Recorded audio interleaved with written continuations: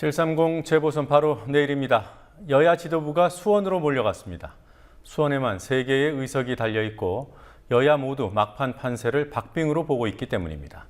이번 선거의 주요 관심사는 수도권 야권연대의 효과가 얼마나 나타날 것인가, 새누리당이 호남에서 당선자를 낼 수 있을 것인가 등으로 꼽히고, 또 여야 승리 숫자는 대체로 9로 보는 시각이 많았습니다.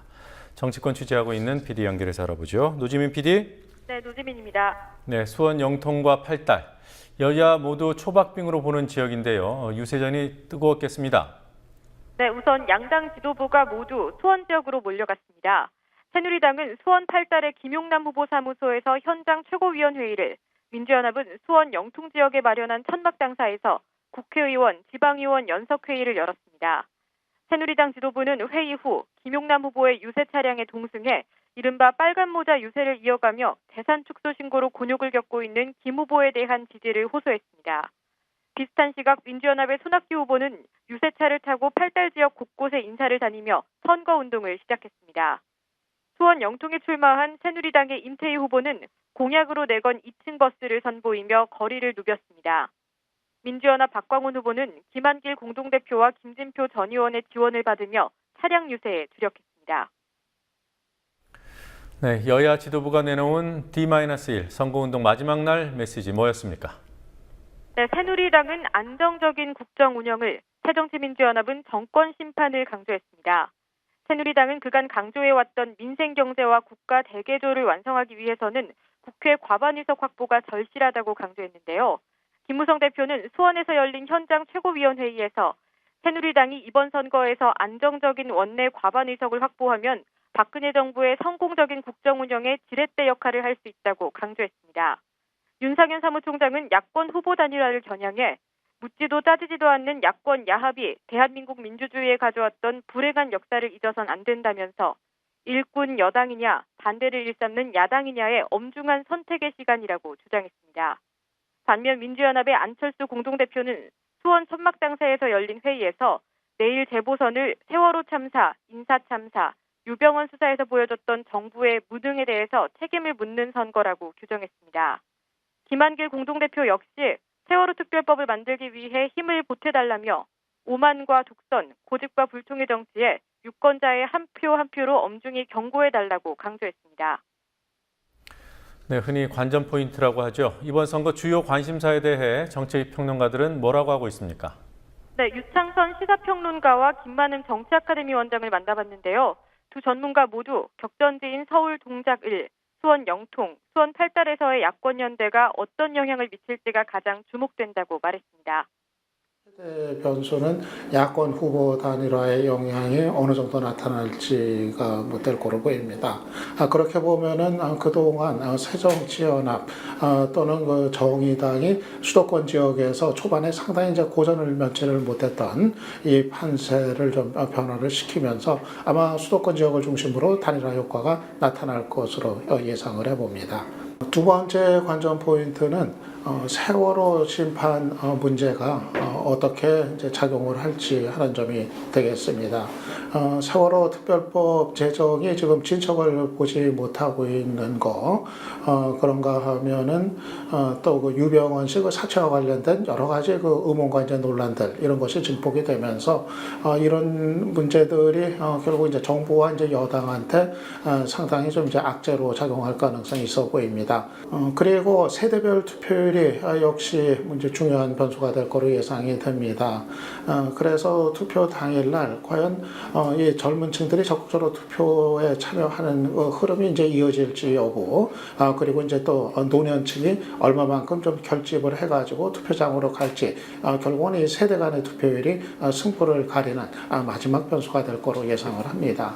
당연히 야권의 후보들이 단일화되면 그만큼 효과가 있겠지만은 거기에 대한 또 부작용도 있어서 저는 효과가 제한적이라고 봅니다. 수원 영통의 경우 그래서 전체적으로 최종 투표 결과에서 과연 후보 단일화 효과가 얼마나 나올 것인가, 이게 첫 번째 이제 관전 포인트라고 볼 수 있겠습니다. 두 번째는 결국 전체 의석이 되겠는데요. 전체 의석 중에서 야당이 현재 의석인 6석 플러스 알파를 얼마나 가져올 수 있는 것인가가 주목거리입니다. 애초에는 거의 야당이 페널티킥을 차는 상황 정도였죠. 왜냐하면 세월호 참사에다가 박근혜 대통령 인사 참사가 계속되는 분위기였기 때문에 15석에서 10석 정도는 가져가야 야당이 기본을 하는 셈이었는데 공천 과정을 거치면서 그게 이제 이상하게 반대가 돼버린 상황이었습니다. 선거 이후에 새정치민주연합을 중심으로 한 야당 지도부에 대한 아마 논란에 초점이 될 거라고 봐집니다.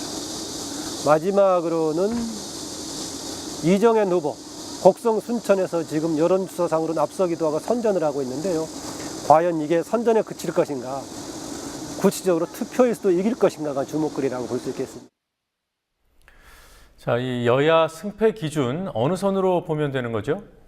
네, 15개 재보궐선거구의 기존 의석수만을 볼 때 새누리당이 9석, 민주연합 등 야권이 6석을 얻으면 현상 유지가 되지만 그 경우에도 야권의 참패로 평가하는 시각이 우세합니다. 전문가들은 야권이 7석을 얻을 땐 선방, 9석을 얻을 땐 승리라는 평가를 들을 수 있다고 말했습니다. 반면 새누리당은 8석만 가져와도, 즉 기존 의석에서 한 석을 잃어도 선전했다는 평가를 받을 수 있다고 말했습니다. 이미 야당은 승리를 주장하는 시점 넘어가 버린 상황 같습니다. 그래서 야당은 이 시점에서 얼마나 선방했느냐 정도. 야당은 선방했다고 하려면 적어도 7석 이상은 가져가야 되는 상황이고요. 여당, 새누리당은 애초에 굉장히 어려운 조건 속에서 야당의 자충수로 상황을 역전시켜 버렸기 때문에 여당은 승부를 크게 가늠하지 않아도 되는 그런 상황이라고 봐집니다. 새누리당은 8석만 가져가도 선전한 거죠. 그리고 만약에 9석을 가져가게 된다면 아주 잘했다는 평가를 받을 것입니다. 모두 15곳에서 선거가 치러지니까 상식적으로 보면은 15곳 가운데 8곳을 이기는 쪽이 승리를 한다. 이렇게 얘기를 할 수가 있을 것 같습니다. 다만 8대7 또는 그 7대8 이런 정도에서 이제 승부가 나오고 결과가 나왔을 때 확연히 어느 쪽이 승리를 했다, 패배했다 이렇게 좀 결론을 내리기는 좀 모호한 좀 측면이 있습니다. 여야 어느 쪽이든 간에 9곳 정도는 이겨야 그래야 말 그대로 승리를 했다 이렇게 얘기를 할 수가 있을 것 같습니다. 네, 한 가지만 더 물어보겠습니다. 박근혜 대통령이 어제부터 휴가에 들어갔죠? 네, 오늘 페이스북에 글을 남겼더군요. 네, 박 대통령은 오늘 오전 11시 30분쯤 페이스북에 휴가를 떠나기에 마음의 여유로움이 찾아들지 않는 것은 그 시간 동안 많은 일들을 해야 하지 않을까 하는 생각이라는 내용의 글을 올렸습니다. 이에 대해 새정치민주연합의 한정혜 대변인은 대통령이 휴가를 떠나며 남긴 글이 주는 한가로움이 세월호 유가족의 통곡을 덮고 있다고 비판했습니다. 한 대변인은 휴가 기간에도 선거를 하루 앞둔 시점에 글을 올린 것은 고정 지지층을 겨냥한 우회적인 선거 개입을 한 게 아닌지 의심스럽다고도 덧붙였습니다.